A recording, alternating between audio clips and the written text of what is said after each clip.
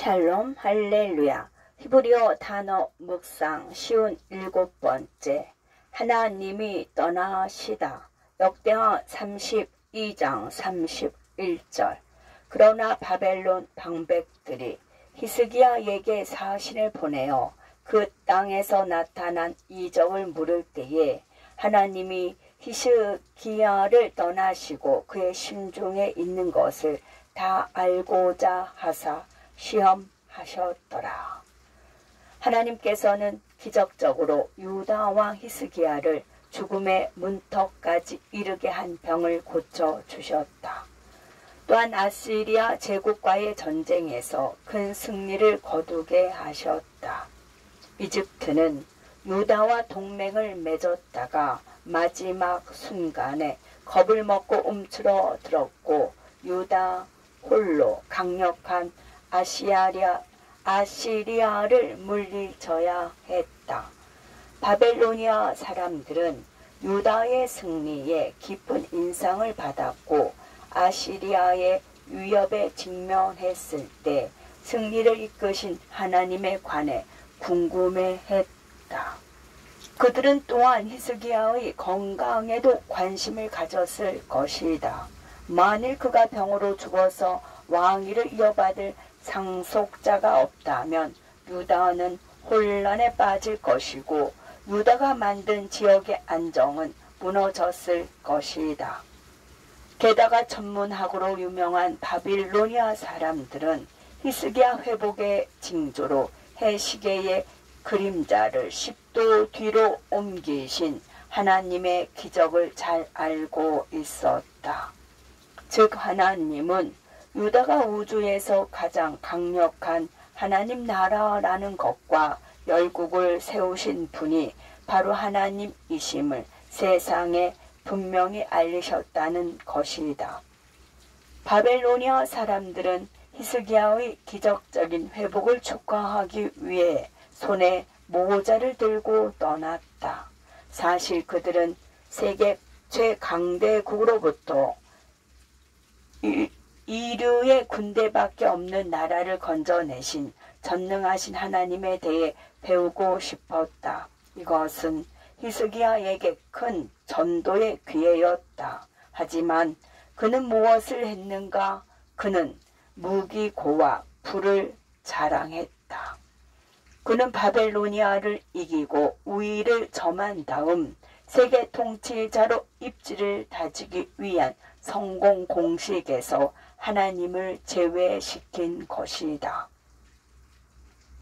우리는 연구 구절인 역대하 32장 31절에서 바벨로니아 사신들이 도착했을 때 하나님이 떠나셨다는 것을 알 수 있다. 하나님은 히스기야를 시험하여 그의 마음을 알기 원하셨다. 떠났다를 의미하는 히브리어 단어는 아자부로서 버렸다라는 뜻도 있다. 이 구절에서 아자부는 칼 단순 동사 형태이지만 더 중요한 것은 완료 과거 시제와 수동태라는 것이다. 즉 하나님은 이미 히스기야의 마음을 시험하셨다는 뜻이다. 그분은 히스기야가 원하는 바를 아셨고 육신의 팔, 즉 인간의 힘을 가진 자들에게 깊은 인상을 주려고 한 큰 불순종 행위에 동참하실 수 없었다. 그래서 하나님은 그를 떠나셨다. 아자부가 피의 강조 형태가 아니라 단순한 칼 형태라는 사실에 이가 있다. 이것을 버렸다로 번역하면 칼 형태에 대해 약간 부딪히는 번역이다. 단순한 언어적 형태로 말하면 버렸다는 의미보다는 뒤로 물러난다 혹은 서서라는 의미가 더 짙다고 말하고 싶다. 이렇게 물러서는 이유는 단어 자체에서 찾을 수 있다. 아자부에서 아이는 그림자 형태 또는 부정적인 측면에서 맹목적을 의미한다. 자이는 그림자 형태, 즉 자신을 방어하기 위해 육신의 팔에 의존함을 나타낸다.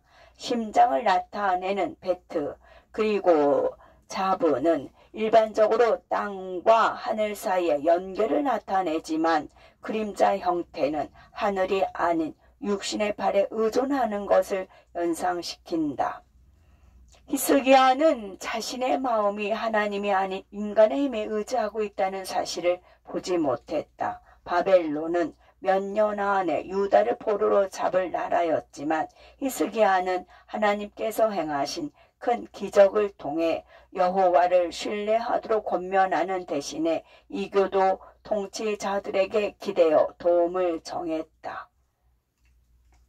히브리어는 구문이 단어에 내장되어 있다는 것을 이해해야 한다. 이 구절에서 분리할 수 없는 대명사는 히스기야를 가리키지만 마지막 대명사는 하나님을 가리킨다. 하나님은 히스기야에게 그를 시험하도록 하셨는데 이는 어근, 나샤의 피엘 강조 부정사가 결합된 것이다. 나샤는 유혹하다 또는 시도하다를 의미하지만 시험하다, 에세이를 쓰다라는 의미로도 쓰인다. 따라서 그의 마음에 있는 것을 다 알게 하려 하심이라는 구절에서 그의 마음은 히스기야의 마음이 아니라 하나님의 마음이다. 하나님께서는 히스기야 왕이 하나님의 마음에 대한 에세이를 읽거나 쓸 수 있도록 히스기야를 떠나셨다. 이 그림은 사랑하는 사람에게 모든 것을 내주고 충실히 보았지만 그녀가 그의 모든 선물을 가져가 다른 연인을 감동시키기 위해 자신을 꾸미는 모습을 본 연인의 모습이다. 하나님은 버림받은 여인으로 뒤로 물러서서 그분께 불성실한 사랑하는 사람이 다른 연인을 찾도록 내버려 두시며 그 과정에서 자신이 어떻게 하나님의 마음을 아프게 했는지 이해하기 바라신다. 그리스도인인 우리는 하나님과의 관계에 너무 쉽게 안주할 수 있다. 하나님은 우리의 기도에 응답하시고 우리를 공급해 주시는 분이지만 우리는 어느새 그분을 당연하게 여기는 경향이 있다.